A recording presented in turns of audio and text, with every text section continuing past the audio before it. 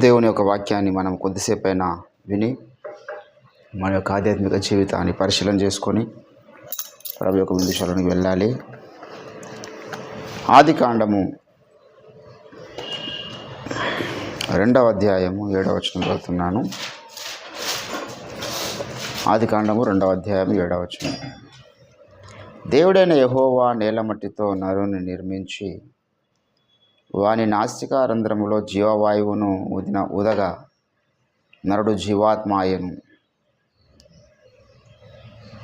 దేవుడైన యెహోవా తూర్పున ఏదెనులో ఒక తోటలో తాను నిర్మించినట్టు నరుని దానిలో ఉంచెను. చదవబడిన లేఖన పరిశుద్ధ భాగమును దేవుడు మన వెనుకడిలో ఫలింపచేయునుగాక. ప్రభునందు నాకు అత్యంత ప్రియులారా, చదవబడిన లేఖన పరిశుద్ధ భాగమును మనము గమనించినట్లయితే సృష్టి కథనములో చాలా ఆధ్యాత్మిక పాఠాలు మనకు దేవుడు రాసి పెట్టాడు. సృష్టి ఆరంభంలోనే ప్రకటన గ్రంథం యొక్క సందేశం కూడా అందులో దాగి ఉంటుంది. ఆధ్యాత్మిక జీవితానికి కావాల్సిన ప్రతి సందేశం అందులో దాగి ఉంటుంది.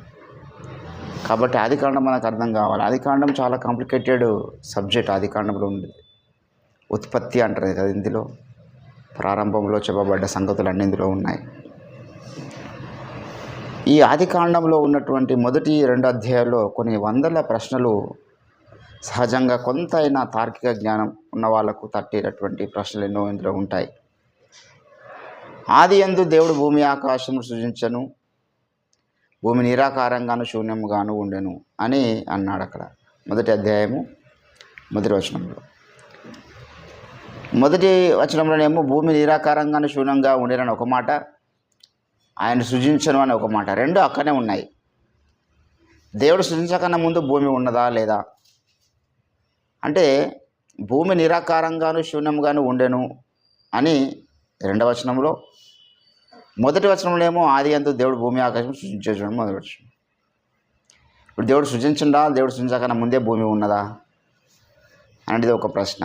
ఉంటే నిరాకారంగా ఎందుకు ఉన్నది? దేవుడు దాన్ని ఒక మంచి ఆకారంలో చేయలేడా? ఇట్లా ప్రతి ప్రశ్న కూడా సమాధానము మనకి ఆదికాండంలో ఉన్నటువంటి మొదటి అధ్యాయం 31 వచనాల్లో ప్రతి వచనానికి కొన్ని వందల ప్రశ్నలు లేవనెత్తవచ్చు. దేవుడు వెలుగు కమ్మని పలకగా వెలుగు కలిగెను అన్నాడు 4వ వచనంలో. దేవుడు చీకటిని మరి వేరుపరచను అనేటటువంటి మాట కూడా మనము చూస్తాం. చీకటిని వెలుగుని దేవుడు వేరుపరిచాడు అంటే అంతకుముందు మరి చీకటి ఉన్నదాన్ని అర్థమా లేదని అర్థమా ఒక ప్రశ్న వస్తుంది. అక్కడ వేరుపరచాల్సినటువంటి అవసరం ఎందుకు ఏర్పడింది దేవునికి అనేది ఒక ప్రశ్న ఏర్పడుతుంది. తర్వాత పై జలములు కింది జలములు వేరు చేసాను అన్నాడు. అంటే మధ్యలో ఆకాశం ఉన్నదా? పై జలములు కింది జలములు వేరు చేయగా మధ్యలో ఆకాశం ఉన్నట్టుగా మనకు దేవుని యొక్క వాక్యము అనేక సందర్భాల్లో ఇక్కడ తెలియజేస్తూ ఉంటాడు. చదవండి మీరు ఒకసారి. మరియు దేవుడైన యెహోవా 6వ వచనం, దేవుడు జలముల మధ్య ఒక విశాలము కలిగి ఆ జలములను ఈ జలములను వేరుపరచును గాక అని పలికెను. దేవుడు ఆ విశాలమును చేసి విశాలము క్రింది జలములను విశాలము మీది జలములను వేరుపరచగా ఆ ప్రకారము ఆయను కదా.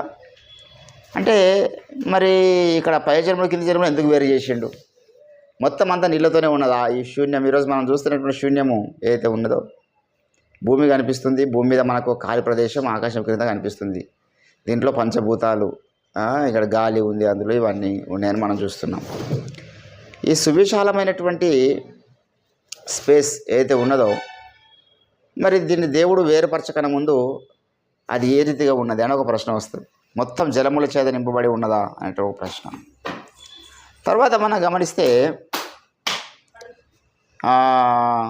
మరి దేవుడు 4వ రోజు దేవుడు సూర్యుని చేసినట్టుగా కనబడుతూ ఉంటుంది.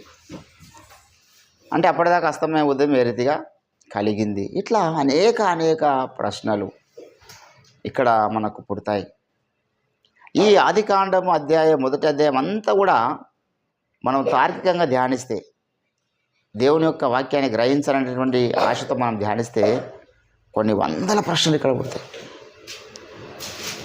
దేవుని బిడ్డలారా, మరి ప్రతి ప్రశ్నకు కూడా బైబిల్లో సమాధానం ఉన్నది. దేవుడు దాన్ని దైవజనుని యొక్క గ్రంథాల ద్వారా ఈ సృష్టి కథనంకు సంబంధించినటువంటి విషయాలు మరి ఆయన ప్రసంగాల ద్వారా ఆ యొక్క లోతైనటువంటి అర్థాలను వ్యాఖ్యాన పద్ధతులను మనకు నేర్పించినాడు.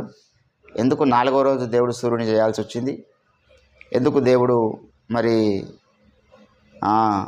ఈ యొక్క పై జలములు కింది జలములు వేరు చేయాల్సి వచ్చింది, దీనికి ప్రతిదానికి ఒక ఆధ్యాత్మిక పాఠము ఉంటుంది. దేవుడు ఎందుకు వెలుగు కమ్మని పలికాడు, ఎవరు చెప్పారు ఈ ప్రశ్నకు సమాధానం? ఒక ఓఫిర్ మినిస్ట్రీస్ వాళ్ళ దగ్గర దానికి సమాధానము ఉన్నది. అది ఒక్కదానికి నేను ఒక చిన్న జవాబు నేను చెప్తాను, ప్రతిదానికి కూడా ఉన్నది కానీ మన సబ్జెక్ట్ అది కాదు. వెలుగు కమ్మని పలకగా అన్న దేవుడే అంటాడు కదా. దయచేసి మీరు కొరింథీయులకు రాసినటువంటి పత్రికలో 2 కొరింథీ 4వ అధ్యాయము 5వ వచనంలో అంధకారములో నుండి వెలుగు ప్రకాశించునుగాక అని పలికిన దేవుడే అన్నాడు.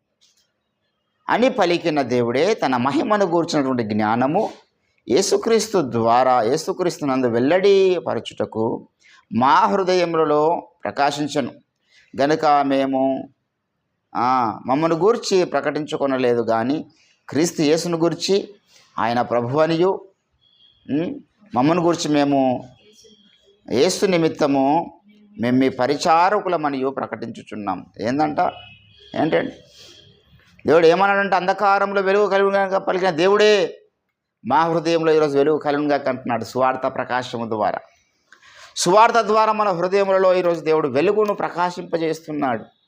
అంతకుముందు మన మన మన యొక్క జీవితంలో ఏమున్నదనమాట? చీకటి ఉన్నది. పౌలంటే అది మీరు పూర్వము చీకటి అయి ఉంటిరి. చాలామంది మరి కొన్నిసార్లు గొడవలు పడ్డప్పుడు కొన్ని సంవత్సరాల తరబడి వారు ఒకరికొకరు మాట్లాడుకోరు, మోకాలు చూసుకోరు.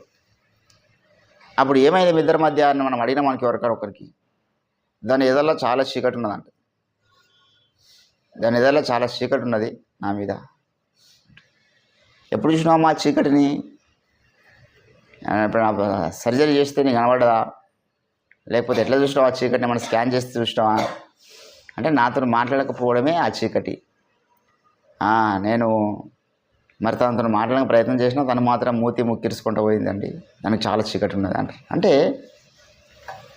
మనము పూర్వము చీకటి అయి ఉంటుంది అన్నాడు దేవుడు. అంటే మనం అందరూ చీకట్లో ఉన్నామని అర్థం కాదు. మనం కూడా వెలుగులో ఉన్నాం, మనం కూడా సమాజంలో జీవిస్తున్నాం. దేవుడు బిడ్డలారా, ఎందుకు దేవుడు వెలుగు కలుగుగా కానీ పలికిండో దానికి సమాధానము కొత్త నిబంధనలు మనకు దొరుకుతుంది. ఎందుకు పై జలములు కింది జలములు వేరుపరిచాడు చెప్పండి? అంటాడు, మీరు లోకముల నుండి వేరై జీవించండి. You are separated from the world. మీరు ప్రత్యేకంగా మీరు వేరుపరచబడాలనేటువంటి సందేశం ఇవ్వడానికి దేవుడు ఏం చేసిందంటే పై జలములు కింది జలములు వేరుపరిచిండు. దాంట్లో ఒక భౌతికమైనటువంటి సందేశము, ఒక ఆధ్యాత్మికమైన సందేశము దేవుడు మనకు ఇచ్చాడు. భౌతికమైన సందేశం ఏమిటంటే పై జలములు కింది జలములు వేరు చేయడం ద్వారా ఈరోజు మనకు ఆకాశం ఉన్నది, ఆకాశం క్రింద మనం ఉన్నాం. ఆకాశ వాసులు ఉన్నారు, వారి కొంతమందికి అది నివాసమైంది. ఆకాశం క్రింద ఉన్న మనకు అది నివాసము, భూమి. ఈ రీతిగా దేవుని బిడ్డలారా, అక్కడ ప్రశ్న పుట్టాలి. ఆదికాండం 1వ అధ్యాయం 1వ వచనం చదువుతున్నప్పుడు జవాబును కూడా దాన్ని మన మనస్సు అన్వేషించాలి బైబిల్లో. అర్థమైందా? అయితే ఇక్కడ ప్రతిదీ దేవుడు సృష్టి కథనం అంతా కూడా స్పష్టంగా మనకు తెలియజేస్తున్నాడు. భూమి మీద ఏ మత గ్రంథాలు ఈ యొక్క సందేశాన్ని చెప్పలేవు, ఏ మత గ్రంథాలు కూడా చెప్పలేవు. బ్రాహ్మణ, క్షత్రియ, వైశ్య, శూద్ర అనేటటువంటి చాతుర్వర్ణ సమాజం గురించి హిందూ ధర్మం చెప్పింది. దానికి అనేక ప్రశ్నలు లేవదీసినారు జ్ఞానవంతులైనటువంటి చాలామంది క్రైస్తవ మేధావి వర్గం. దేవుడు బ్రహ్మతల నుంచి బ్రాహ్మణుని చేస్తే మాకేస్తున్నారు కదా మీరు ప్రశ్నలు క్రైస్తవులుగా. శిలువలో వేలాడి 3 మేకులు పీక్కోలేని వాడు ఏ రీతిగా మనల్ని రక్షిస్తాడు? లేకపోతే యేసుప్రభువుకి పెళ్ళి అయింది, ఆయనకి పిల్లలు ఉన్నారు, అసలు పురుషుని ఎరగకుండా ఎట్లా ఒక స్త్రీ గర్భం ధరించగలుగుతుంది? ఆమె ఎక్కడో సైనికుల వెనకాల తిరిగింది, గర్భం తెచ్చుకున్నదని రకరకాల ఆరోపణలు క్రైస్తవ సమాజం మీద చేస్తున్నారు. అదే రీతిగా క్రైస్తవ మేధావి వర్గం కూడా చాలామంది వారి మీద కూడా ఆరోపణలు లేవదీసినారు. అందులో ఒకటి ఏంటంటే బ్రహ్మతలల నుంచి బ్రాహ్మణులు, క్షత్రియాల నుంచి వైశ్యులు, మరి తర్వాత పాదాల శూద్రుడు, ఈ యొక్క చాతుర్వర్ణ ఈ నిచ్చెన మెట్ల సమాజాన్ని గురించి నువ్వు తెలియజేస్తున్నావు కదా, మరి బ్రహ్మతల నుంచి బ్రాహ్మణుడు పుడితే ఆ బ్రాహ్మణుడికి భార్య ఎక్కడి నుంచి వచ్చింది? ఒక బ్రాహ్మణుడు పుట్టిండా లేకపోతే భార్యతో పాటు పుట్టిండా తరల నుంచి? మరి భుజాల నుంచి క్షత్రియులు వచ్చినారు, బలానికి సూచన. ఒక క్షత్రియుడు ఎవరు? ఆ మొదటి క్షత్రియుడు ఎవడు? ఆ మొదటి క్షత్రియుడికి పిల్లనిచ్చినటువంటి మామ ఎవరు? లేకపోతే ఉదరం నుంచి వయసులు వచ్చినారు కదా, మొదటి వయసులు ఎవరు? మీ మూల పితరుని చెప్పగలుగుతారా? మరి క్షూద్రులు ఉన్నారు, పాదాల నుంచి క్షూద్రుడు, అతి క్షూద్రులు ఉన్నారు, పంచములు ఉన్నారు, వీళ్ళంతా ఎక్కడి నుంచి వచ్చారు? ఇదంతా భారతదేశంలో ఉన్నటువంటి సమాజానికి సంబంధించినటువంటి వర్ణనే. ఈ యొక్క వర్ణ వ్యవస్థ ఏదైతే ఉన్నదో ఈ 4 వర్ణాలుగా విభజించి భారతదేశంలో ఈ కులాల వారిని మనం చూపిస్తున్నాం. మరి అమెరికా వాడు ఎలా పుట్టిండు? ఆస్ట్రేలియా వాడు ఎక్కడి నుంచి పుట్టిండు? బ్రహ్మతల నుంచి పుట్టి వాడు ఎక్కడి నుంచి అక్కడికి వెళ్ళిండా? అంటే చరిత్ర చెప్తుంది, హరప్ప చరిత్ర ఏం చెప్తుందంటే ఆర్యులు మన భారతదేశానికి వచ్చిరని చెప్తున్నది. ఇరాన్ ఇరాక్ ప్రాంతం నుంచి బయలుదేరి కొంతమంది ఆర్యులు వచ్చి ఇక్కడ జీవనము సింధులోయ నాగరికతల నుంచి జీవనం ప్రారంభించారని హరప్ప చరిత్ర, మన భారతీయ చరిత్ర చెప్పుచున్నది. భారతదేశానికి మూలపుత్రుడు ఎవరయ్యా అంటే భౌతికంగా మరి ఒక స్పష్టతను మన భారతదేశం ఇవ్వలేకపోయింది. చరిత్రిస్తుంది ఆ స్పష్టత. వాళ్ళు ఎవరంటే షేతు సంతానం, హాము, యాపెతు, ఈ 3 సంతానమే. జలప్రలయంలో ఓడ ద్వారా దేవుడు ఈ భూమిని ముంచేసిన తర్వాత ఆ ఓడలో ఉన్న వాళ్ళు బ్రతికినారు కదా, ఆ 3 ద్వారా మళ్ళీ భూప్రపంచం అంతా కూడా ఏమైంది? సంతానం అంతా. అందులో కొందరు భారతదేశానికి వచ్చినారు. ఇది చరిత్ర, ఇది వాస్తవం కూడాను. మరి భారతదేశం ఎలా పుట్టిందంటే భరతుని ద్వారా పుట్టింది భారతదేశం అని మన వాళ్ళు చెప్తారు. మరి భరతుడు ఎట్లా? అసలు భరతుడు ఎక్కడి నుంచి వచ్చిండు? భరతుడు మనిషా లేకపోతే ఆయన దేవుడా అని ఇట్లా రకరకాల ప్రశ్నలు. దేవుని బిడ్డలారా, మరి ప్రశ్న పుట్టాలి. సృష్టి ఉత్పత్తి గురించి ఖురాన్ షరీఫ్ ఏం చెప్తున్నది? సృష్టి ఉత్పత్తి గురించి బైబిల్ ఏం చెప్తున్నది? సృష్టి ఉత్పత్తి గురించి జెండవేస్త గ్రంథాలు ఏం చెప్తున్నాయి? సృష్టి ఉత్పత్తి గురించి జైన మతం ఏం చెప్తుంది? సృష్టి ఉత్పత్తి గురించి ఈరోజు బౌద్ధ మతం ఏం చెప్తున్నది? సృష్టి ఉత్పత్తి గురించి వేదాలు ఏం చెప్తున్నాయి? మహాభారతం ఏం చెప్తున్నది? సృష్టి ఉత్పత్తి గురించి ఏ భూమి మీద మత గ్రంథాలు ఎన్నెన్న ఉండనుగాక ఏ మత గ్రంథమైనా సృష్టి ఉత్పత్తి గురించి ఏం చెప్తున్నాయనేటువంటిది ఒక ప్రశ్న. దేవుని బిడ్డలారా, మరి సృష్టి ఉత్పత్తి అనేటటువంటిది స్పష్టంగా తెలియకుండానే చాలామంది వారు నమ్ముతున్నటువంటి గ్రంథాల పట్ల, మరి వాళ్ళు నమ్ముతున్న దేవుళ్ళ పట్ల విశ్వాసము కలిగి ఉన్నారు. కనుక ఈరోజు నీవు నేను కలిగి ఉన్నటువంటి సృష్టి కథనం దేవుడు తన నోటి ద్వారా కలుగజేసినాడు సృష్టిని. ఆకాశము కలుగుగా కన్నాడు, ఆకాశం కలిగింది. భూమి కలుగుగా కన్నాడు, భూమి కలిగింది.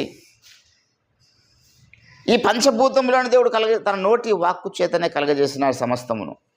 కానీ మనిషి కలుగునుగా కానీ దేవుడు అంటే మనిషి కలగకుండా ఇంత పెద్ద ఆకాశం కలిగింది, భూమి కలిగింది. మరి కలుగును కాకంటే కొండలు వచ్చినాయి, కలుగును కాకంటే జంతువులు వచ్చినాయి. చరాచర ప్రాణికోటి ఒకటి కాదు, కొన్ని 64 లక్షలు ఉన్నాయంట జంతువులు. ఎవరు లెక్క ఉండి తెలియదు. 64 లక్షల ప్రాణికోటి కలుగును కాకంటే వచ్చేసింది అది. సముద్రంలో కొన్ని లక్షల మరి ఏమంటారు సముద్రంలో నివసించేటటువంటి జంతువులు ఉన్నాయి, సముద్రంలో నివసించేటటువంటి క్రిమి కీటకాలు ఉన్నాయి, ఎన్నో కొన్ని లక్షలు ఉన్నాయి, లెక్క పెట్టలేం మనం. మరి ఇన్ని లక్షల జీవరాశుల్ని, ఇన్ని లక్షల పక్షులని, క్రిములను, ఎన్ని లక్షల జంతువులను ఇంత సృష్టించిన దేవునికి ఒక్క మనిషిని చేయడానికి సాధకాలేదా? కలుగును కాకంటే మనిషి రాడా? కానీ దేవుడు మనిషిని మాత్రం కలుగునుగా కనలే. అన్ని కలుగునుగాక అన్నాడు. ఆకాశం కలుగునుగాక, వెలుగు కలుగునుగాక అని పలకగా వెలుగు కలిగను. భూమి అన్ని కలుగునుగాక అన్నాడు. సృష్టి కథనమంతా తన నోటి మాట చేత తయారు చేసినటువంటి దేవుడు. అని మనిషి దగ్గరికి వచ్చేసరికి మనం అంటున్నాడు ఇక్కడ మన చదివిన లేని వాక్యం మూలవాక్యంలో, దేవుడైన యెహోవా నేల మట్టితో నరుని నిర్మించి. ఇక్కడికి వచ్చేసరికల్లా మరి దేవుడు నేల మట్టిని ఆశ్రయించినాడు. ఏంటండి? నేల మట్టితో ఒక మానవ శరీరం నిర్మించి నరములను, ఎముకలను ఇవన్నిటిని తయారు చేసిండు. ఏంటండి? అంటే మిగతా ప్రపంచంలో ఇవన్నీ లేవా? మిగతా ప్రపంచంలో ఇవన్నీ ఉన్నాయి. మనకున్నటువంటి లివరు, మనకున్నటువంటి పేగులు, మనకున్నటువంటి కళ్ళు ముక్కు అన్ని జంతువులు లేవా? అవన్నీ కలుగును కాకుండా వచ్చినాయి. దాని కడుపులో పేగులు వచ్చినాయి, దాని కడుపులో లివర్ వచ్చింది, దానికి కూడా నరాలు వచ్చినాయి, దానికి బొక్కలు వచ్చినాయి. ఇవన్నీ కలుగును కాకుండా జంతువులకు కూడా అన్ని మానవులకు ఉన్నటువంటి సమస్తం జంతువులకు ఉన్నాయా లేవా? జంతువులకు కూడా పేగులు ఉన్నాయి, అన్నీ ఒకటే లేదు, తోక ఒకటి లేదు మనుషులకు, మిగతా అన్నీ ఉన్నాయి. మరి అన్ని కలుగును కాకుండా వచ్చినాయి అవి కూడా దేవుని మాట చేత. దేవుని బిడ్డలారా, కానీ మనిషి దగ్గరకు వస్తారు కల్లా ఇక్కడ కథ వేరే ఉన్నదన్నమాట. ఏంటండి, నేల మట్టితో దేవుడు నరుని నిర్మించి వాడి నాసికరంధ్రములో జీవవాయువు వదులుతున్నాడు. ఇక్కడ ఈ జీవవాయువు ఎందుకు కుదినాడు అంటే తనలోని ఆత్మ మనలోనికి రావడానికి కుదినాడు. ఈ ఆత్మ మనల్ని ఏం చేస్తున్నదంటే మట్టిలో నుంచి తయారు చేయబడ్డ మనిషిని ఇది దేవునితో సమానుడిగా చేస్తున్నది. మట్టి నుంచి తయారు చేయబడ్డ మనిషి అప్పటిదాకా దేవునితో సమానుడు కాదు, మట్టేవాడు. ఎప్పుడైతే వానుడికి దేవుని ఆత్మ వచ్చిందో అప్పుడు ఆదాము దేవుని వంటి వాడు అయినాడు. తన స్వరూపమందు తన పోలిక చొప్పున ఒక మనిషిని చేద్దాం అనుకున్నాడు దేవుడు. ఆ తన స్వరూపము తన పోలికలోనికి వచ్చినటువంటి వ్యక్తి ఆదాము. దేవుని బిడ్డలారా, ఈరోజు ఎంత ఉన్నతమైన ఆ పోలికను ఆదాము ఇద్దరు తన సతీమణి కలిసి తినొద్దన్న పండు తినడం ద్వారా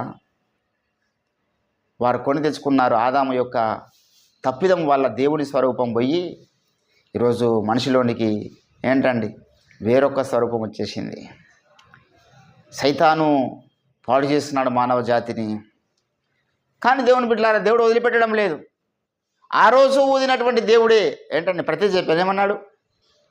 వెలుగు కమ్మని పలికిన దేవుడు ఏం చేసిన కొత్త నిబంధనకు వస్తారికి సువార్త ప్రకాశం ద్వారా మన హృదయంలో వెలుగు ప్రకాశింపజేస్తున్నాడు. పై జనములు కింది జనములు వేరుపరిచిన దేవుడు, వెలుగు చీకటిని వేరుపరిచిన దేవుడు కొత్త నిబంధనకు ఒకసారి ఏం చేస్తున్నాడు మనల్ని? మీరు లోకం నుంచి వేరై జీవించిన ఒక సపరేషన్. అక్కడ సపరేషన్ ఉంది, ఇక్కడ సపరేషన్ ఉంది. అంతేకాదు అక్కడ ఊదిన దేవుడు మన మీద కూడా మరలా ఒకసారి ఊదుతున్నాడంట ఆయన కదా. యోహాను సువార్త దయచేసి 20వ అధ్యాయము, యోహాను సువార్త 20వ అధ్యాయం 22వ వచనంలో మీరు గమనించినట్లయితే ఇక్కడ ఏమన్నాడంటే చూడండి ఒకసారి, ఆయన ఈ మాటలు చెప్పి వారి మీద ఊది, ఏంటండి వారి మీద ఊది పరిశుద్ధాత్మను పొందుడి. ఏంటండి ఇక్కడ మరలా వచ్చేసింది ఆ యొక్క ఊపిరి ఊదినటువంటి దేవుడు.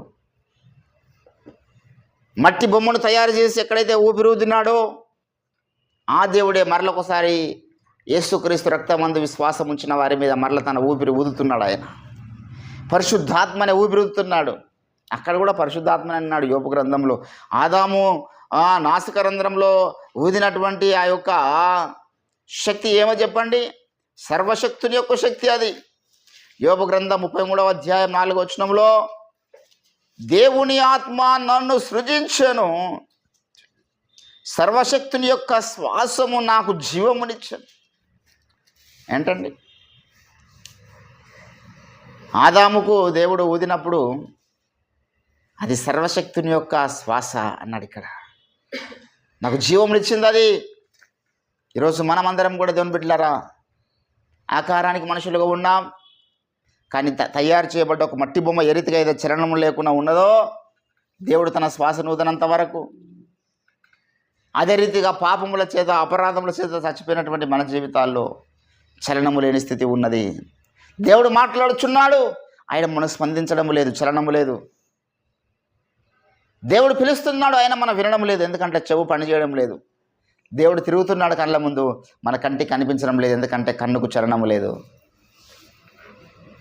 దేవుడు మన ప్రక్కలో కూర్చుంటున్నాడు, ఆయన మన భుజం మీద చేయేస్తున్నాడు, ఆయన మనం గుర్తించడం లేదు, ఎందుకంటే చలనము లేదు మన శరీరానికి. సెలెక్టివ్నెస్ లేదు, దేవుని యొక్క శరీర స్పర్శను గుర్తించే సెలెక్టివ్నెస్ మన శరీరానికి లేదు. సర్వశక్తుని యొక్క శ్వాస ఏంటండి నాకు జీవమునిచ్చింది. భక్తులందరూ కూడా దేవుని యొక్క చలనమును, దేవుని యొక్క స్పర్శను స్పృశించిన వాళ్ళే, దేవుని తాకిడి వాళ్ళందరూ అనుభవించిన వాళ్ళే అనే విషయాన్ని మనము జ్ఞాపకం చేసుకోవాలి దేవుని బిడ్డలారా. ఏంటండి యోబు గ్రంథంలో మీరు ఒక మాట గమనించినట్లయితే ఇక్కడ అంటున్నాడు, దయచేసి యోబు గ్రంథము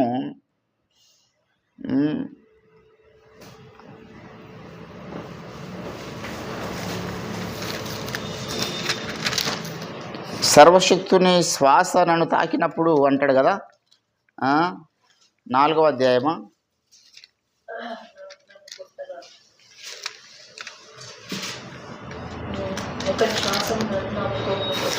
4వ అధ్యాయం ఎన్నో వచనము, 4వ అధ్యాయం 15వ వచనంలో ఒకని శ్వాసము నా ముఖమును కొట్టగా అన్నాడు. ఒకని శ్వాసము నా ముఖమును కొట్టగా నా శరీర రోమములు పులకించు.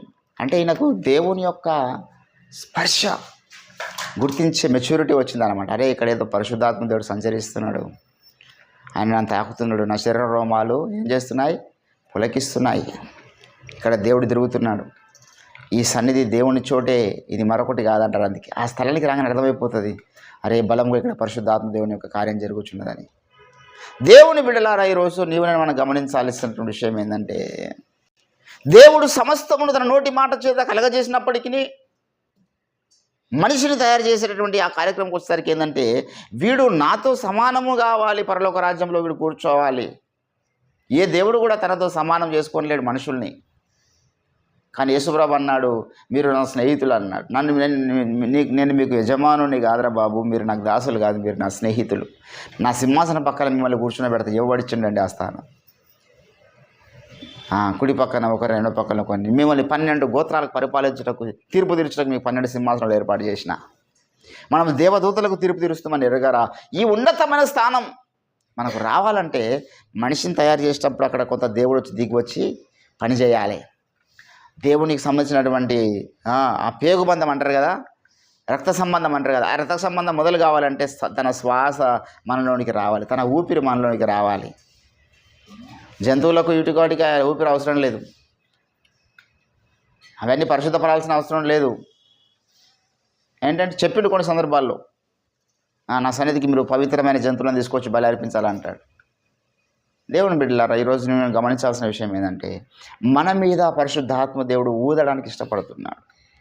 ఈరోజు మనం ఒక మట్టి బొమ్మలాగా, చలనం లేని వ్యక్తుల్లాగా ఆధ్యాత్మిక జీవితంలో ఉండవచ్చు. ఆత్మను పొందినంత వరకే, పరిశుద్ధాత్మ చేత నింపబడినంత వరకే. When we received the Holy Spirit in our life, మనం చలనం వస్తుంది మనలోనికి. ఆదాం ఎట్లయితే ఊపిరి తనలోనికి ఊదినప్పుడు జీవం వచ్చిందో, ఆయన లేచి గంతులు వేస్తూ ఒక ప్రాణి అయిపోయినాడు, చూస్తున్నాడు. అంతా అప్పటిదాకా మట్టి బొమ్మ అది. ఏంటండి, అటువంటి దేవుడే ఈ దీన శరీరంలోనికి తన మహిమ గల శరీరముగా మార్చువాడన్నాడు. ఫిలిప్పీయులకు రాసిన పత్రికలో అపోస్తలుడైనటువంటి పౌలు భక్తుడు ఏమన్నా తెలుసా? ఆయన మనల్ని మార్చబోతున్నాడు. We're waiting for the something new. ఒక క్రొత్త ధనం కొరకు మనం వెయిట్ చేస్తున్నాం. We will become something. మనం ఇట్లనే ఉండం, మనం ఏదో ఒకటి కాబోచున్నాం అన్నాడు పేతురు.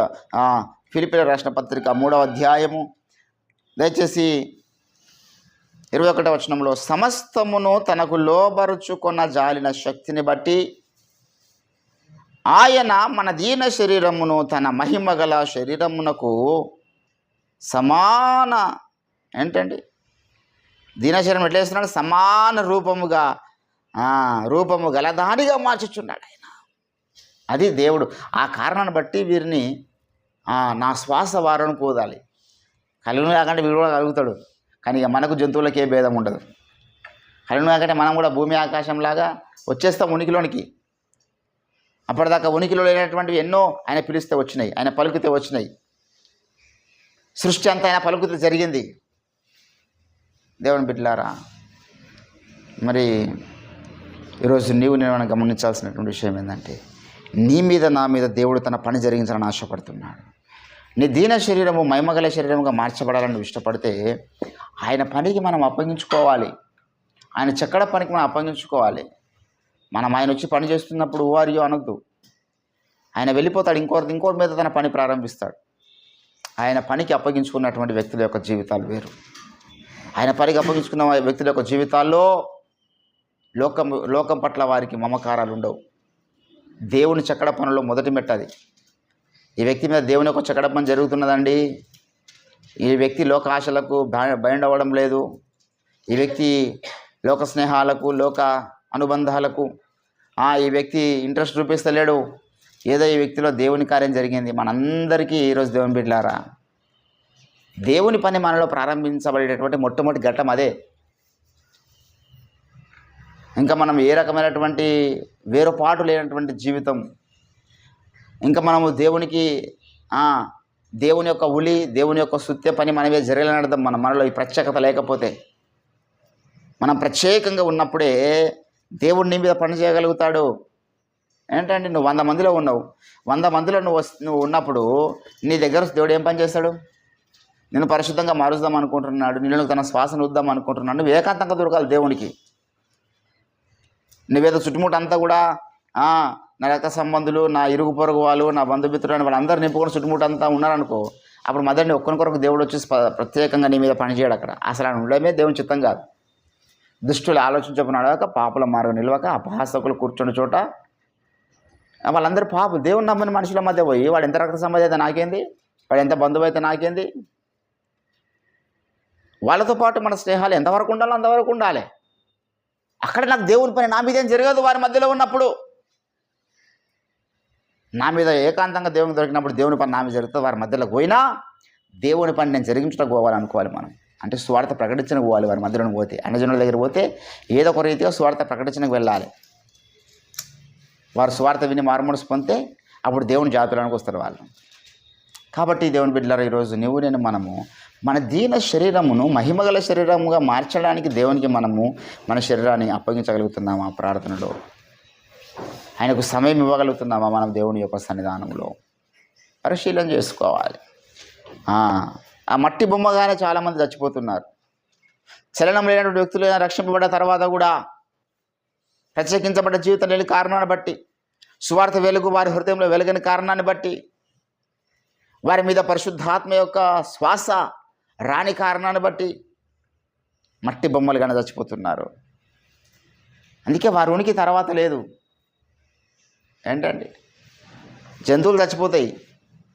జంతువుల యొక్క ఉనికి ఏమైనా ఉంటుందా చచ్చిపోయిన తర్వాత? నా దగ్గర 2004లో నా దగ్గర మంచి కుక్క ఉండే. ఆ కుక్క మెమోరీస్ ఇవ్వని దాన్ని మెమోరియల్ సర్వీస్ పెట్టామన్నా మనం తన ఉనికిని చాటుతామా? కానీ భక్త్ సింగ్ గారు చనిపోయాడు. ఆయన ఉనికి ఇప్పటికి ఉన్నది. ఆయన మంచి ప్రార్థనా పరుడు, గొప్ప సేవ చేసిండు. 2000 సంవత్సరాల్లో 2002లో చనిపోయాడు ఆయన. అప్పుడు నేను మేబీ 8th క్లాస్లో ఉన్నా. చనిపోయాడు. అయినా ఇప్పటికీ ఆయన పేరు మారుమోగుతుంది. అపోస్తలుడైన పౌలు భక్తుడు అయితే 2000 సంవత్సరాల కింద చచ్చిపోయాడు. కానీ ఇప్పటికీ ఆయన పేరు అంటే మనిషి యొక్క ఉనికి ఉంటుంది అన్నమాట. అది మనం చచ్చిపోయిన తర్వాత మన ఉనికి ఉండాలి. అంటే నువ్వు చలనం ఉన్న వ్యక్తి ఉండాలి ఆత్మీయ జీవితంలో. చాలామంది చచ్చిపోయారు. ఎవరి పేరు గుర్తుంది ఈరోజు మనకి? ఎంతమంది చచ్చిపోయారు? కానీ భక్త్ సింగ్ గారి పేరు గుర్తుంది, పౌలు పేరు గుర్తుంది, ఉంగమూరి దేవదాసాయి గారి పేరు గుర్తుంది. ప్రపంచం మీద ప్రభావం చూపినటువంటి ప్రతి దైవజనుడి పేరు, ఆయన ఉనికి కొంత ఆ స్థలం ఆ ఏరియాలోనే ఉంటుందండి.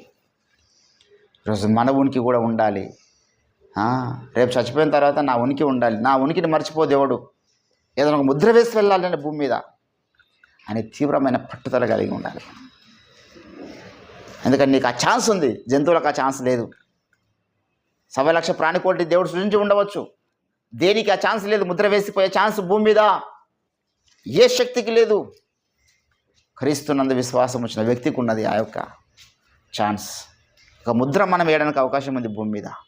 మన ఉనికి యేసుప్రభు రాకడ పర్యంతం ఉండడానికి అవకాశం ఉంది భూమి మీద, నువ్వు ఆధ్యాత్మిక జీవితం పట్ల సీరియస్నెస్ కలిగి ఉంటే. కాబట్టి దేవుని బిడ్డలారా, ఈరోజు నువ్వు మనం కలిగి ఉండాల్సినటువంటి తీవ్రత ఆత్మీయ జీవితంలో ఎటువంటి ముద్ర సమాజం మీద మనం వేస్తున్నామనేది మనం పరిశీలన చేసుకోవాలి. నేను భక్త్ సింగ్ గారిని వ్యక్తిగతంగా ఎప్పుడు చూడలే, ఆయన ఎప్పుడు కలవలే. కానీ ఆయన ఉనికి నా మీద చాలా ప్రభావం చూపించింది. సాధు సుందర్ సింగ్ గారిని ఎప్పుడు చూడలే, ఆయన ఎప్పుడు కలవలే. ఆయన పుట్టకన ముందే ఆయన ఎప్పుడు సేవ చేసిన కూడా తెలియదు నాకు. కానీ ఆయన ఉనికి నా మీద చాలా ప్రభావం చూపించింది. హెచ్కే ఫ్రాన్సిస్ గారు రాసినటువంటి గ్రంథం ప్రార్థనే జీవం అనే గ్రంథం నా మీద చాలా ప్రభావం చూపించింది. ఆయన నేను చూశాను, కలిశాను, సెకండ్ ఇచ్చాను హైదరాబాద్లో మీటింగ్ పెట్టినప్పుడు ఆయన దగ్గరికి పోయి. కానీ చూడండి చచ్చిపోయిన భక్తుల యొక్క ప్రభావం, the imitation of Christ book చదవడం వల్ల ఎంత ప్రభావం పడుతుందో తెలుసా మనిషి మీద. ఆయన ఉనికి అది. దేవుని బిడ్డలారా, ఈరోజు నేను గమనించాల్సిన విషయం ఏంటంటే, మనం చచ్చిపోయిన తర్వాత అసలు మనం ఉనికిలో ఉంటామా? ఏంటండి, మన ఊరోళ్ళు, మన ఇంటి పక్కల వీళ్ళు చాలామంది చచ్చిపోయారు. మనకు తెలిసిన వాళ్ళు చాలామంది చచ్చిపోయారు. ఎవరి పేరన్నా మనకు గుర్తుందో? చచ్చిపోయిన వాళ్ళ పేర్లు మర్చిపోతాం కొంతకాలానికే. మరి 2000 ఏళ్ళు అయినా ఈరోజు అకింపేస్ గారి పేరు గుర్తుంది, పౌలు గారి పేరు గుర్తుంది, పేతురు గారి పేరు గుర్తుంది. 2000 ఏళ్ళు అయినా 20 ఏళ్ళకి మర్చిపోతాం మన చుట్టాల పేరు ఎవరో, మన రక్త సంబంధిలో చచ్చిపోయినా వాళ్ళ పేరు మర్చిపోతాం. మనం ఒక ఉనికిని చూపించగలగాలి. అంటే నువ్వు ఆధ్యాత్మిక జీవితాన్ని లైట్గా తీసుకుంటే నువ్వు కూడా మామూలుగా లోకల్ అందరూ వెళ్ళవలసిన మార్గంలో సపరేట్గా వెళ్ళిపోతావు. మంటలు పెట్టి వచ్చిన తర్వాత 4 రోజులకు అందరు మర్చిపోతారు. భార్య, పిల్లలు, కుటుంబస్తులు అందరూ మర్చిపోతారు. పెద్ద గుర్తింపు ఏమి ఉండదు. గుర్తింపు లేని వ్యక్తిగా మనం చచ్చిపోకూడదు. భూమి మీద దేవుని కార్యం చూసిన వ్యక్తిగానే మనం చచ్చిపోవాలి. దాని కొరకు చాలా రిస్క్ చేయాలి, చాలా తెగింపు మనకు కావాలి, చాలా నిద్రను చంపుకోవాలి. ప్రార్థన జీవితం కొరకు ఉపవాసాలు, కన్నీ రకాలు చాలా ఉపవాసాలు చేయాలి, కడుపును చంపుకోవాలి. ఏంటండి, మన మనస్సాక్షిని చాలాసార్లు మనము వద్దు ఇది కరెక్ట్ కాదన్నప్పుడు దాన్ని వదిలిపెట్టేసడం నేర్చుకోవాలి. మన హృదయ వైఖరి, మనకు వస్తున్న కోరికలు, మనకు వస్తున్న ఆలోచనల మాట మనం వినకూడదు. ఒక నిద్రలో సరైన మార్గంగా కనబడుతుంటుంది ఒకటి, చివరికి అది ఏం చేస్తుందంటే మనిషికి నరకానికి, నాశనానికి తీసుకెళ్ళిపోతుంది. చాలామంది ఏంటంటే, మన ఈ మధ్య వైరల్ అయింది కదా, ఒక ఆమె ట్రైన్ కింద పోయి 2 పిల్లలు తీసుకొని పోయి చచ్చిపోయింది. ఎందుకమ్మా నువ్వు ఒకదాని మీద చచ్చిపోతే మంచిగా ఉండే కదా, నీకంత లైఫ్ మీద విరక్తి పుట్టింది. నువ్వు ఒకదాని మీద చచ్చిపోతే ఆ పిల్లలు యవనస్తులు మంచి చదువుకున్నారు, ఏదైనా వాళ్ళు బతికి జీవనము కొనసాగిస్తారు కదంటే, నేను చచ్చిపోయిన తర్వాత నా పిల్లల్ని ఎవరు చూసుకుంటారని రాసిందంట. మన బెంగళూరులో కూడా అటెండ్ చేసిండు. ఇస్రో ఎంప్లాయ్ వాడు, 70 ఏళ్ళ ముసలోడు, 60 ఏళ్ళ ఆమెను చంపేసిండు. మంచిగా తిని పండుకున్నాక చంపేసిండు కావాల్సుకొని. ఎందుకు చంపేసినాడు బ్రదర్ అని అడిగితే, రేపు మాపో నేను చచ్చిపోతున్నా, నేను చచ్చిపోయిన తర్వాత నా భార్యను ఎవరు చూసుకుంటాను అంటున్నాడు. ఏంటండి, రకరకాల మనుషులు. దేవుని బిడ్డలారా, తాత్కాలికమైనటువంటి సుఖాల కొరకు వెనుక ముందు ఆలోచించకుండా తప్పులు చేసి కొందరు. ఏంటండి, మొన్న ఫిబ్రవరి 14న ఒక 20 కేసులు వచ్చినాయి హైదరాబాద్లో. 20 కేసుల వరకు వచ్చినాయి హైదరాబాద్లోని. ఎంతోమంది వివాహం అయిన తర్వాత కూడా పోయి ఓయోలో దొరుకుతున్నారు. ప్రతి ఒక్కరి చేతిలో ఫోన్. ఏడొక ఓయోకి వెళ్ళినారు. ఆ ఓయోకి పోయిన తర్వాత ఏమైందంటే, ఆ ఓయోలో కౌంటర్ దగ్గర ఉన్నటువంటి వ్యక్తి ఈ అమ్మాయిని గుర్తుపట్టాడు. అరే, ఈ అమ్మాయి మా ఫ్రెండ్ వాళ్ళ భార్య ఉన్నది. వాడు పెళ్ళికి పోలే, ఏం పోలే అని పెళ్ళి వాడు ఫేస్బుక్లో ఎక్కడో చూసి వీడు మా ఫ్రెండు, ఈమె భార్య ఉన్నదని చెప్పేసి చూసుకున్నాడు. ఓయో రూమ్లో వాడు పనిచేస్తున్నాడు. ఆడు ఫేస్బుక్లోనే మళ్ళీ వాని పేరు తీసి ఫేస్బుక్లోనే వాడిని కాల్ చేసిండు. ఎవరికంటే ఈ అమ్మాయి భర్తకు. చాలా మంచి గౌరవప్రదమైన కుటుంబం, ఇద్దరి కూడా చాలా మంచిగా చదువుకున్నది అమ్మాయి, పిల్లలు ఉన్నారు వారికి.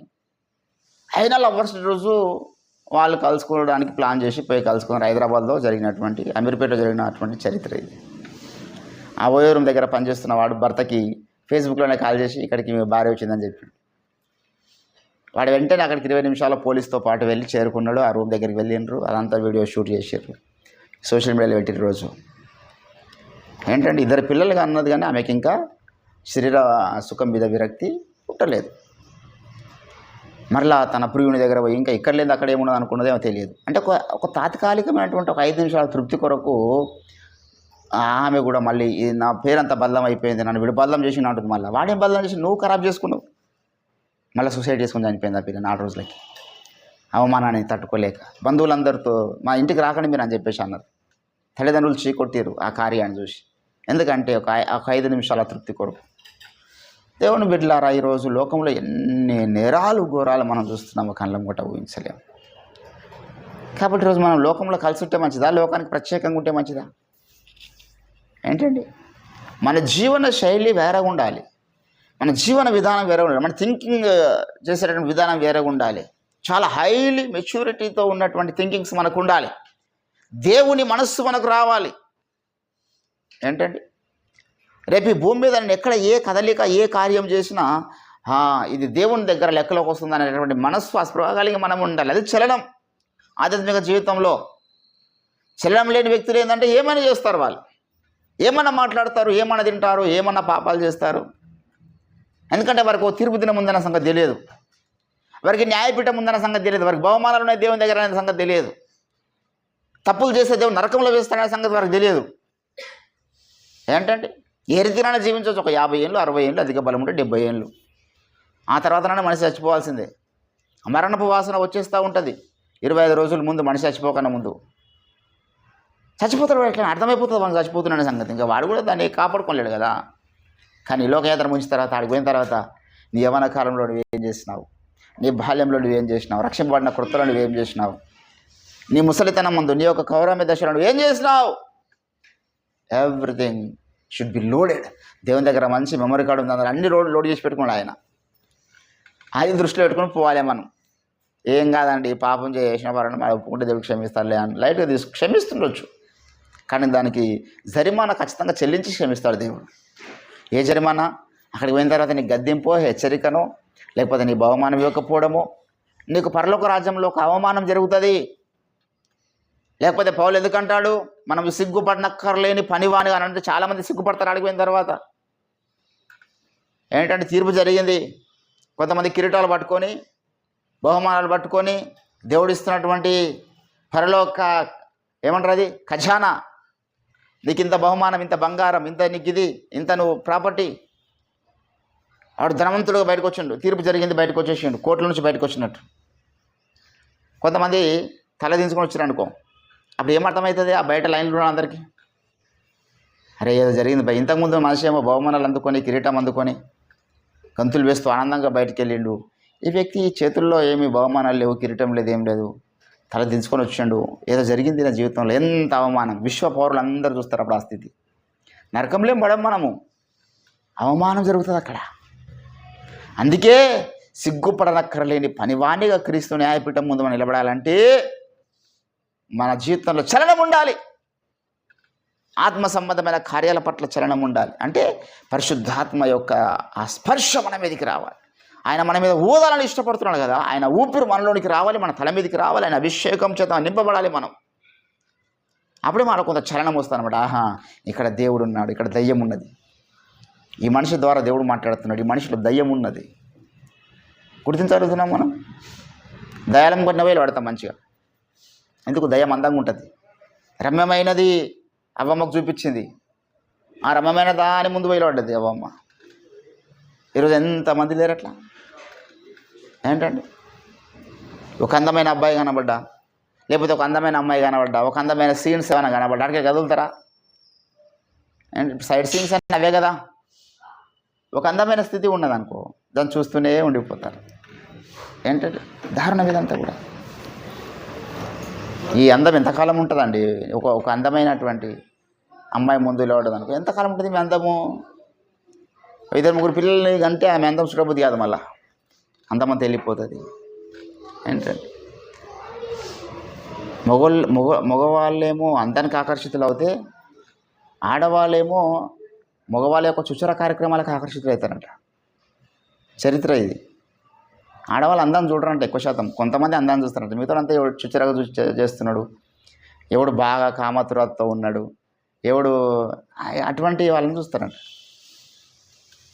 దేవుని బిడ్డలారా, అంత అది కూడా చెత్తనే. ఎంతకాలంలో వాళ్ళు ఈ చుచ్చర కార్యక్రమం అంటే ఏడుసు వస్తే తెలుస్తుంది వానికి. లేకపోతే వానికి ఏదైనా ఒక యాక్సిడెంట్ అయ్యి నెత్తి అంతా వలిగిపోయి రోడ్డు మీద పడ్డప్పుడు తెలుసు. ఇవన్నీ పని చేయ కదా. ఇవన్నీ ఏ రోగం రాకపోయినా అంటే మనిషిలో ఈ అందచందాలకో లేకపోతే ధనానికో వ్యామోహాలకో మనం ప్రయారిటీ ఇవ్వకూడదు. అరే నమ్మంత ట్రాష్ అది, చెత్త నింపుకోవద్దు మనం. ఎంత జంక్ ఫుడ్ అనమాట. జంక్ ఫుడ్ అంటే ఏంది? జంక్ అంటేనే చెత్త, జంక్ అంటారు కదా, ట్రాష్ బిన్. ఇదంతా లోకంలో ఉన్నదంతా పౌలేమన్నాడు పెంటతో సమానంగా. చూడండి ఎంత ఘోరమైన మాట. చూడండి ఆ పెంట మీద మనం వెళ్ళాడుతున్నాం, పెంట మన కాళ్ళని ఆశపడుతున్నాం. ఇక్కడ అంటున్నాడు అందుకే దేవుడు మన మీద దేవుని యొక్క శ్వాస ఊదినప్పుడు మనం చలనంలోనికి వస్తాం. అప్పటిదాకా మట్టి బొమ్మలాగా ఉన్నటువంటి మన జీవితాలలో ఆధ్యాత్మిక కార్యక్రమాల కొరకు ఏ రకమైన చలనం లేనటువంటి మన జీవితాల్లో ప్రార్థన దాహం పుట్టుకొస్తుంది దేవుని కార్యం కొరకు. ఇంతకాలం లేదు అది ప్రార్థన జీవితం. ఏదో దేవుని యొక్క స్పర్శన దాకింది, నన్ను ప్రార్థన డెడికేట్ చేసింది. ఈరోజు దేవుని బిడ్డలారా, నీవు నేను మనం గమనించాల్సిన విషయం ఏంటంటే, ఈ దీన శరీరమును దేవుడు తన మహిమ గల శరీర రూపంగా మార్చడానికి ఇష్టపడుతున్నప్పుడు ఆయనకు మనం అప్పగించుకోవడం నేర్చుకోవాలి. ఆయన ముందు నేను చచ్చిన వాని వలె ఉంటిని అంటాడు. ఎవరు? యోహాను. ఎవరు? హెచ్కేలు. ఆదాము లెక్క అయిపోయారు దేవుని దగ్గర పోయినప్పుడు. ఆదాము మట్టి బొమ్మ అంటే ఏముందని చచ్చిపోయిన శవం లెక్కనే కదా, ఏమైనా కదులుతాయా కాలు చేతులు? దేవుని ముందుకు వచ్చినప్పుడు అట్లా ఉండాలి మనం. దేవా, నేను ఒక మట్టి పురుగును, నాలో చలనం రావాలంటే ఇది నా శక్తి ద్వారా వచ్చే చలనం కాదు, నీవు ఊదితే నాలో వచ్చే చలనం, అది దేవుని కార్యాల కొరకైనటువంటి చలనం. బ్రతకడానికి కావాల్సినంత చలనం నాకుంది, బ్రతకడానికి కావాల్సినంత బలము, ఓపిక, జ్ఞానము నాకుంది. ఈ భౌతిక బ్రతుకు సంబంధించినటువంటి జ్ఞానము, బలము మాత్రమే కాదు, ఆధ్యాత్మిక సంబంధించినటువంటి జ్ఞానము, బలం మనకు కావాలంటే అది పరిశుద్ధ ఆత్మదేవుడు మన మీద ఊదితే మాత్రమే కలిగేటటువంటి ప్రక్రియ, జరిగేటటువంటి ప్రక్రియ. కాబట్టి దేవుని బిడ్డలారా, ఈరోజు మనం దేవునికి మనల్ని మనం అప్పగించుకోవడం నేర్చుకుందాం. దేవుని యొక్క ఊపిరి లోనికి రాకన్నా ముందే చాలామంది తప్పిపోతున్నారు. దేవుని యొక్క ఊపిరి వాని మీద ఊదకన్నా ముందే చాలామంది సహవాసం దూరం అయిపోతున్నారు. ఈరోజు నేను మనం గమనించాలి, ఎక్కడ దేవుడు ఊదడానికి ఇష్టపడుతున్నాడు, ఏ స్థలంలో ఆదామును తయారు చేసి ఊదడానికి ఇష్టపడ్డాడు దేవుడు, అదే దేవుడు ఈరోజు మన మీద కూడా తన ఊపిరి ఊదడానికి ఇష్టపడుతున్నాడు, తన శ్వాసను ఊదడానికి ఇష్టపడుతున్నాడు ఆయన. When you to be touch is power. ఆ శ్వాసల నుంచి వస్తున్న శక్తిని మనం తాకగలగాలి. ఆయన చేతి హస్తములో ఉన్నటువంటి ఆ యొక్క స్పర్శ, ఆ ప్రభావం ఈరోజు మనం అనుభవించగలగాలి. ఒక నూతన తీర్మానం ప్రభుత్వంలో మనం తీసుకుందాం. ప్రభువా, మా మీద మీ పరిశుద్ధాత్మను ఊదండి, మమ్మల్ని ఆత్మపూర్ణులుగా చేయండి తండ్రి అంటూ, ఆత్మచేత నడిపించండి దేవా అంటూ మనం ప్రార్థనలో కొద్ది నిమిషాలు ముందుకు సాగుదాం. రండి, దేవుడి కొద్ది మాటలు మన వెనుకలో ఫలింపచేయను గాక. దయగల దేవా, నిర్జీవ క్రియల్లోనికి జీవాన్ని పంపించే దేవుడు, నీకు సాధ్యము, నీకు సమస్తము సాధ్యం, ఏదైనా చేయగలిగే దేవుడు. ఈ దీన శరీరమును మహిమగల శరీరముగా మార్చుటకు శక్తిమంతుడు నీవు తండ్రి. మా శరీరం మన నుంచి ఊపిరి వెళ్ళిపోయిన తర్వాత మట్టికి మన్న అయిపోతుంది, కానీ మహిమ శరీరం మీరు మాకు ఇస్తారు. ఈ శరీరంలో ఉన్నటువంటి ఆత్మనే ఆ శరీరంలో ఉంటుంది.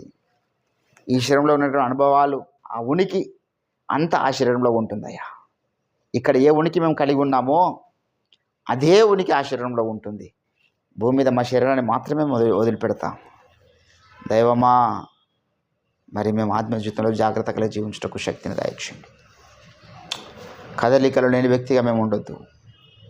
జరుగుతున్నటువంటి కార్యం పట్ల ఆసక్తులమై చురుగ్గా పాల్గొనే వ్యక్తులుగా మేము ఉండాలి. ఎంత చెప్పినా, ఎంత స్వార్థ ప్రకటించినా, ఎంత హెచ్చరిక మాటలు చెప్పినా చలనము లేనటువంటి వ్యక్తులుగా, మార్పు లేని వ్యక్తులుగా, తాత్కాలికమైనటువంటి ఆనందాల వైపు, తాత్కాలికమైన సుఖాల వైపు, తాత్కాలికమైనటువంటి అనుబంధాల వైపు, తాత్కాలికమైనటువంటి స్నేహాలు, తాత్కాలికమైనటువంటి భవబంధాల వైపు వెళ్తున్నటువంటి వాళ్ళు ఎందరో ఉన్నారయ్యా. భాగ్యభోగములను, బంధుమిత్రులను తెంచుకో జీవా అని దాసుందర పాటలు రాయించినప్పటికీ ఏ ఒక్కరు తెంచుకోలేకపోతున్నారు. సాతాను తెగొట్టుకొనివ్వడం లేదు. నీ పని కొరకు మేము వాడబడాలి. ఈ లోకం మాది కాదు, ఈ లోకంలో ఎవరు కూడా మా వారు కాదు. మేము ఒంటిగా వచ్చినాం, ఒంటిగానే ఈ లోకాన్ని విడిచిపెట్టి వెళ్ళిపోతాము ఒక టైం వచ్చినప్పుడు. మాతో రానటువంటి ఈ వ్యక్తుల స్నేహాలు మాకొద్దు అయ్యా. నీ యందు విశ్వాసం ఉంచి నీ కార్యం కొరకు మేము ముందుకు సరళ ఆశపడుతున్నాం. మీ ఆత్మను మా మీద ఊదండి దేవా, పరిశుద్ధ ఆత్మను మా మీద ఊదండి. ఆదిమ సంఘం మీద మీరు ఊదినారు, ఆదాము మీద మీరు ఊదినారు నీ ఆత్మను. సర్వశక్తుని యొక్క శ్వాసము నన్ను కొట్టగా, పరిశుద్ధాత్మదేవా నీకు స్తోత్రం.